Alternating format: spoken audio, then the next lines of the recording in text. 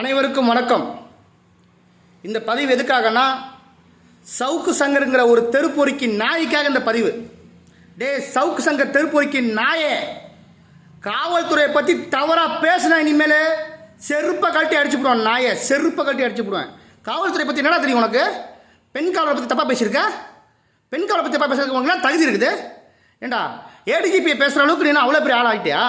கருத்து சுதந்திரம் இருக்குது, நான் இல்லைன்னு சொல்ல. கருத்து சுதந்திரத்துக்காக வார்த்தையை கவனமாக விடு.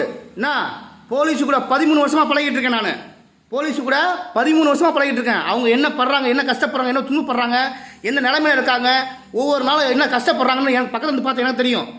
போலீஸை பற்றி நீ இனிமேல் தவறாக பேசின என் காலுக்கு செருப்பை கட்டி அடிச்சு போடுவான். நாயை, பரதேசி நாயை.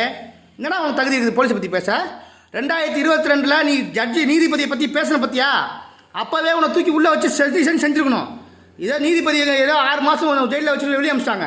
என்ன, இந்த காவல்துறை பேசுனதுக்கு நீ இன்னும் அனுபவிப்படா, இன்னும் அனுபவிப்ப. நீ வெளியே வரவே முடியாது. சவால் விட்றேன். நீ வெளியே வந்தால் உன் மேலே நான் வழக்கு போடுவேன். உன் மேலே வழக்கு போடுவேன். எப்படா நீ பேசலாம் சமூக வலைத்தளத்தில் உட்காந்துட்டு?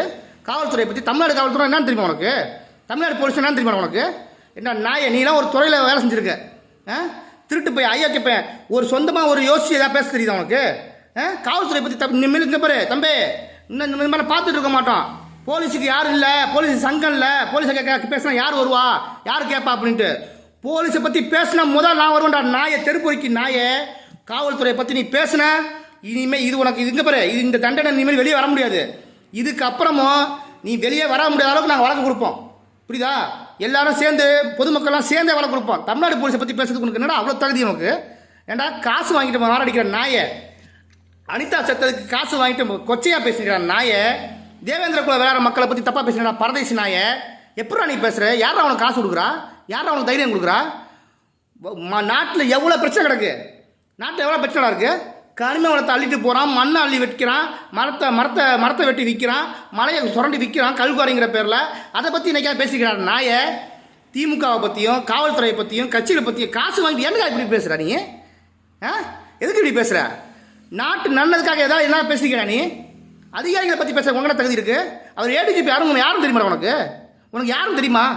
யாரோ ஒருத்தன் பொய்யான கம்யூனிகேஷன் கொடுக்குறான்னு சொல்லிட்டு, பொய்யான தகவல் கொடுக்குறான்னு சொல்லிட்டு அதை ஊடகத்தில் பேசுகிற. நீ வெளியே வர முடியாதா பரதேசி நாயே? நீ வெளியே வர முடியாதா?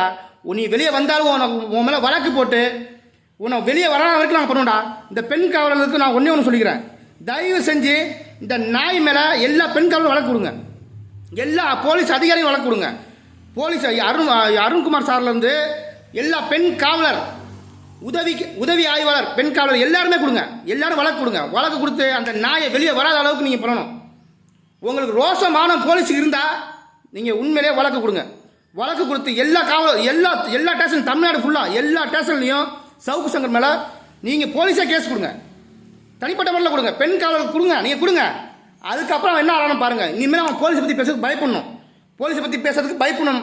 தயவுசெய்து சொல்கிற மக்களே, காவல்துறையில் பணிபுரிய எல்லாரும் சரி, பெண் காவலருக்கு யாராக இருந்தாலும் சரி, வழக்கு கொடுங்க. வழக்கு கொடுங்க. பெண் உதவி ஆய்வாளர் யாராக இருந்தாலும் போய் வழக்கு கொடுங்க. பார்த்துக்கலாம். அதாக இருந்தாலும் ஓகேங்களா? நன்றி, வணக்கம்.